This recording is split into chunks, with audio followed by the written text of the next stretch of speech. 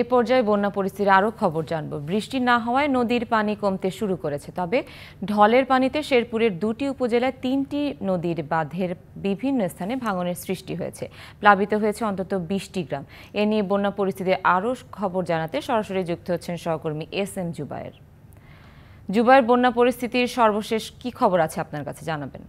সুনন্দা, শেরপুরে যে টানা ভারী বর্ষণ এবং উজান থেকে নেমে আসা পাহাড়ি ঢলের ফলে গতকাল থেকে যে ভোগান্তির সৃষ্টি হয়েছে সেটি কিন্তু এখনো পুরোপুরি কেটে যায়নি।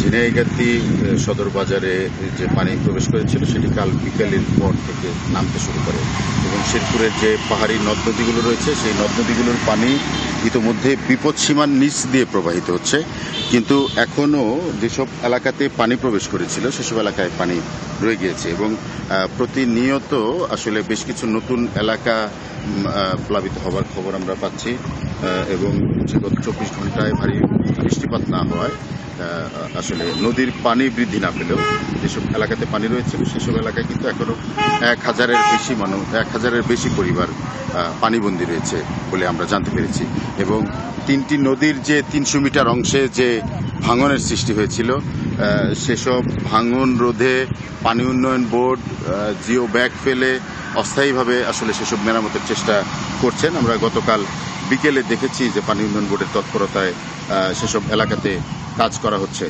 নগদের কাছে সব গ্রাহকই প্রিয়, তাই তো সারা দেশে ক্যাশ আউট চার্জ সবচেয়ে কম।